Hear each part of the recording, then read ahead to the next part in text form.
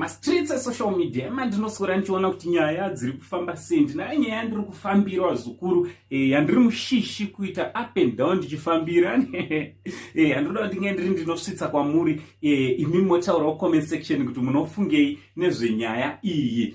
So listen, kana uri munyowani paSaint TV aiwaka kuitira kuti usanyanyosara chisubscribe turn on your notification bell so that every time we upload a video you will be notified. Zviri kudi kwese kwamuri vazukuru vasekuru Saint.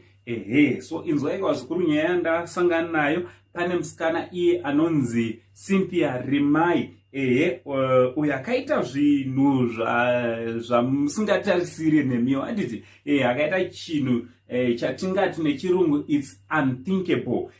So Cynthia uyu anonzi iye ane makore iwo anosvika 29 years akawanikwa kana kuti akaroorwa nemukomana anonzi Ian Samkange. So aroorwa kubvisirwa pfuma lobola haditi kumaroro abvisirwa maroro na Ian Samkange uyu. Vanonzi vakazoenda kuhoneymoon handiti vaenda kuhoneymoon. Musikana uyu akanoona kuti budi Ian havasi kunatsomugutsa kana kuti havasi kuna nhengo yaanga achitarisira.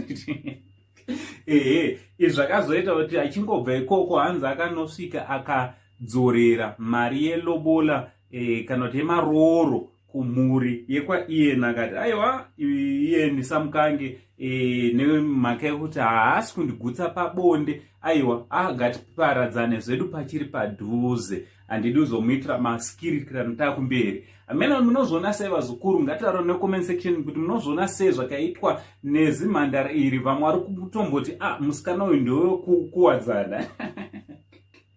Vamwe vari kuti ndewekuwadzana. Aiwa, kuwadzana chiregai kuinyanyira muchidaro. Cynthia Rimai uyu ane 29 years handifunge ndewekuwadzana. Ngativarewo necomment section munofunge akagone here. Pane umwe wekuti anongozopinda mumba time uzotanga kuti gumbo mumba gumbo panze gumbo mumba gumbo panze.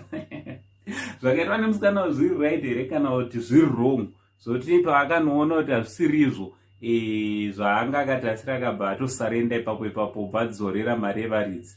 Ngataura necomment section kuti munofunga vazukuru nenyaya yemusikana uyu anonzi Cynthia Rimai uyu anga awanikwa naIan Samkange akadzorera mari yepfuma. From Anonzi and the only Zimbabwean uncle, but not much love.